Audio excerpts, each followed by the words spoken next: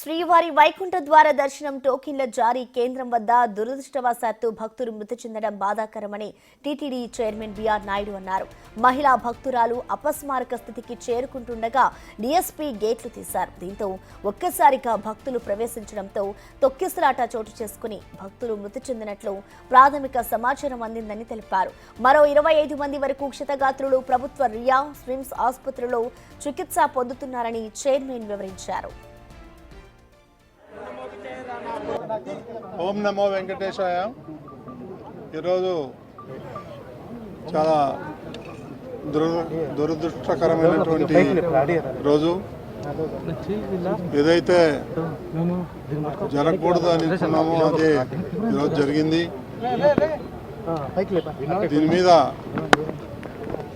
ముఖ్యమంత్రి చంద్రబాబు నాయుడు గారు ఇందాకే టెలికాన్ఫరెన్స్ నిర్వహించారు.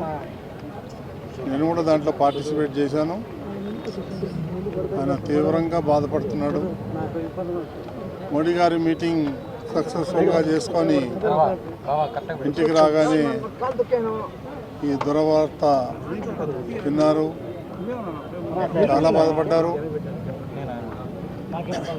ఇది కొంతమంది అధికారుల వైఫల్యం అని చెప్పేసి ముఖ్యమంత్రి గారు చెప్పడం జరిగింది. ఏది ఏమైనప్పటికీ ఈ సంఘటన జరగడం చాలా దురదృష్టకరం. ఎలా జరిగింది ఏంటి అనేది మొత్తం అధికారులను అడిగి ముఖ్యమంత్రి గారు తెలుసుకున్నారు.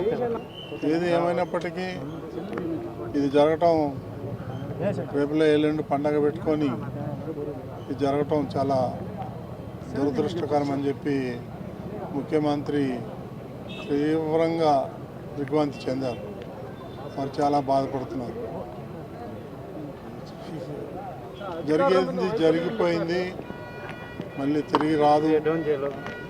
ఫ్యూచర్లో దీన్ని ఒక ఎక్స్పీరియన్స్గా తీసుకొని రాబోయే రోజుల్లో ఏ విధంగా చేయాలనేది అధికారులతో మాట్లాడి చర్యలు తీసుకుంటాం. ఇప్పుడు కూడా దీనికి బాధ్యులైన వారి మీద శాఖాపరంగా తప్పకుండా ముఖ్యమంత్రి చర్యలు తీసుకుంటారు. చాలా వార్నింగ్ కూడా ఇవ్వటం జరిగింది. వీళ్ళు టెలికాన్ఫరెన్స్ లో సీఎం అధికారులపై తీవ్ర అసంతృప్తి వ్యక్తం చేశారని చైర్మన్ బిఆర్ నాయుడు తెలిపారు. అధికారుల వైఫల్యంతోనే ఇటువంటి సంఘటన చోటు చేసుకుందని ఆగ్రహం వ్యక్తం చేశారన్నారు. ఇలాంటివి పునరావృతం కాకుండా చర్యలు తీసుకోవాలని సూచించారని అన్నారు. ఇందులో ఎటువంటి కుట్ర లేదని, ప్రమాదవశాత్తు మాత్రమే జరిగిందన్నారు. మృతుల కుటుంబాలకు పరిహారం కూడా ప్రకటించనున్నట్లు బిఆర్ నాయుడు వెల్లడించారు. రియా ఆసుపత్రిలో చికిత్స పొందుతున్న క్షతగాత్రులను చైర్మన్ పరామర్శించారు.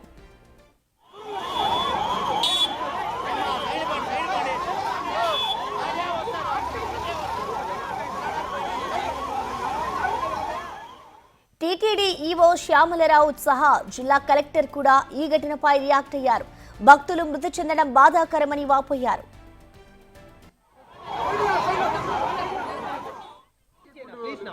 ఇప్పటి వరకు 40 మంది అడ్మిట్ అయి ఉన్నారు. 40 మందిలో 6 చనిపోయారు. 2 స్విమ్స్లో చనిపోయారు. 4 రియా హాస్పిటల్లో చనిపోయారు. 6 చనిపోయిన వాళ్ళు 5 మహిళలు, 1 మేల్. చనిపోయిన వాళ్ళందరూ కూడా అబవ్ 40 ఇయర్స్ వాళ్ళు ఉన్నారు. 2 గుర్తించడం జరిగింది. ఒకళ్ళు ఫ్రమ్ తమిళనాడు సేలం నుంచి వచ్చున్నారు. ఇంకొకళ్ళు ఫ్రమ్ నర్సీపట్నం నుంచి వచ్చున్నారు. ఇంకో 4 ఐడెంటిటీ ఎస్టాబ్లిష్ చేస్తున్నాం. మరో 1-2 అవర్స్ ఎస్టాబ్లిష్ చేస్తాం. మిగతా 34 మందిలో కూడా 10 మంది స్విమ్స్ హాస్పిటల్లో ఉన్నారు, అడ్మిట్ అయి ఉన్నారు. వాళ్ళందరూ స్టేబుల్గా ఉన్నారు. రియా హాస్పిటల్లో 24 మంది అడ్మిట్ అయి ఉన్నారు. వాళ్ళల్లో ఒక 5 ఫ్రాక్చర్స్ ఉన్నాయి. బట్ ఆల్ 24 పీపుల్ కూడా అవుట్ ఆఫ్ డేంజర్ ఉన్నారు. అంతా వైద్యం అంతా కూడా emergency medicine, all specialist doctors అందరూ కూడా వెంటనే రెస్పాండ్ అయ్యి ఇక్కడే ఉండడం జరిగింది. సో వీళ్ళందరినీ కూడా ఇప్పుడు మానిటరింగ్లో ఉన్నారు. దే విల్ బి అంటే మానిటర్ చేసుకొని as of now they are out of danger.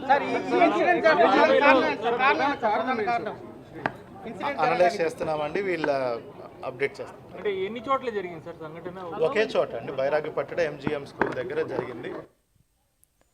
TTD board సభ్యుడు బీజేపీ భానుప్రకాష్ కూడా స్పందించారు.